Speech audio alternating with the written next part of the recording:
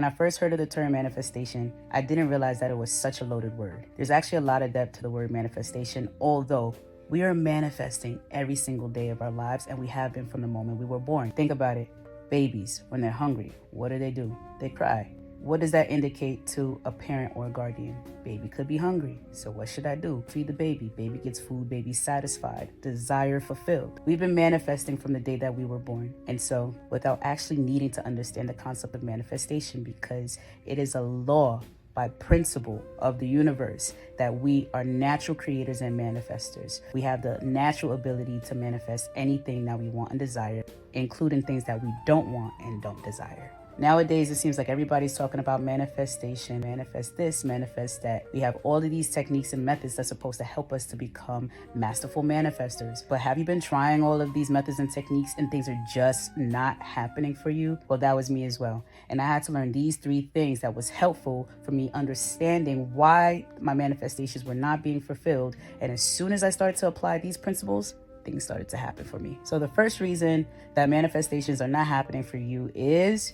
because you haven't detached from it. It is really important that once you decide a preference, once you decide a desire, once you know what it is that you want, that you detach from it, meaning that you don't keep looking for it, you don't keep asking about where it is, because all that does is tell the universe that you're acknowledging its absence, and that creates a vibration and sensation of yearning. And when you're yearning for something, you're not calling more of it in towards you, you're actually pushing it away from you, because yearning is to acknowledge the absence of the thing that you want. And by universal law, that means you are emitting a vibration that says absence. And so what's the universe going to give you? More absence. That's how it works, y'all. So once you have acknowledged something that you want to actually put it out of your mind. You don't want to focus on it so much so that you're realizing that it's not here yet.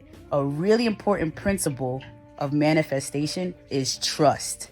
A part of trust is faith. Faith is believing to see, not the other way around, not seeing to believe. It's not that when a thing comes to you that then it's real. It's real way before then. All things that has ever been manifested has first started in the mind, and then it turns into its material form.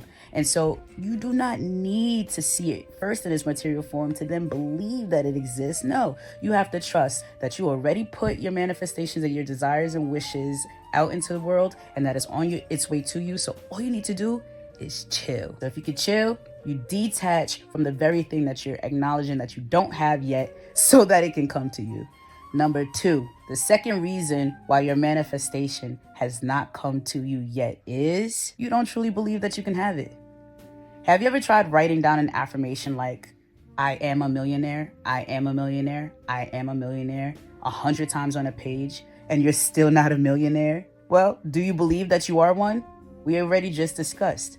All things first are formed in the mind. You have to believe that it's true in order for you to see it in its fullest form. So if you don't even believe that this thing is true, the universe is like, well, okay.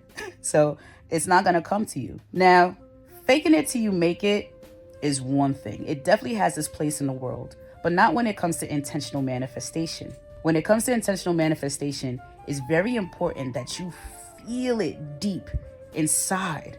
Because you can write words all day long and they could be null and void simply because you don't feel it to be true. That's what belief is. Belief is a feeling. We have vigorous sensations behind things that we truly believe. Shit, that's why there's so much tug of war in the world, is because people believe in these things very deeply. And yeah, there might be opposing sides, but each opposing side truly believes that their thought process is the truth. And there's only one thing that's true, is that words have power when we have vigorous sensation behind it. So you gotta truly believe and feel that you're a millionaire before you become a millionaire. And here's a tip on how to do that, just in case you were wondering. Try visualization meditation. Now, there's different types of meditation, so before you throw this out of the window, if you don't already meditate, chill out. Let me talk to you about something. Because you do a visualization meditation all the time, every day. From the moment you wake up, you're anticipating the future, what happens next, right? You're anticipating what it's going to look like on your commute to work, what you're going to eat for breakfast or for lunch. You imagine these things before you go and do them. And so you could do the same thing with the things that you want. One of the things I really like to do when it comes to manifesting more abundance, especially prosperity, things like money, is to imagine what I would spend every single dollar of the $1 million on. But if I asked you right now, what would you spend your $1 million on? What would you say? Do you even have anything that you would spend $1 million on? For real. You want to start to spew out these ideas. Spend every single dollar of that $1 million. I definitely have some debt to pay off. I'm looking for a new car. I could definitely move out of this space. My pup mamba can use some new things like a bed. I purchased a couple Bitcoin because I know that I can, and I know that it's never going to go back down to a penny again. For real. Spend time visualizing what you would do with your money. How does it make you feel to have it? How does it make you feel to spend it? Because that's important. You have to omit the vibration behind the words in order for your manifestations to be fulfilled. And finally, number 3, the third reason of why your manifestations are not working out for you is you're forcing it. Many times we say, oh, I need more money. I got to work more hours. I got to do more overtime.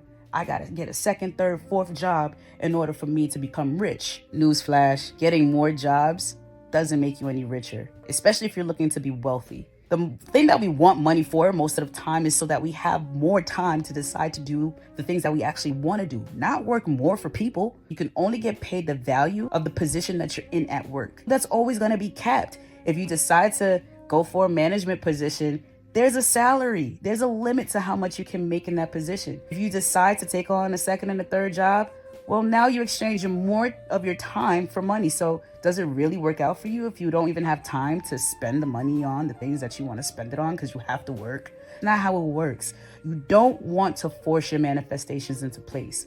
Here's the key. So after you decide on the desire that you want, after you visualize it fully, living the experience of spending, of having the thing, being the thing, doing the thing, it doesn't matter what it is.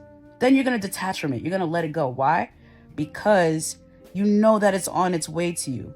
And so to not force it, all you got to do is enjoy the journey. Think about being on a road trip or think about taking a vacation. It's not like we snap our fingers to get there and then we snap our fingers to get back. There's a whole process from getting to your home, to the airport, being on a plane, or to being in the car and watching the way that the cities change as you exit one state and go into another, and the different animals that you get to see along the way, the different foods you get to taste, the different people you get to meet.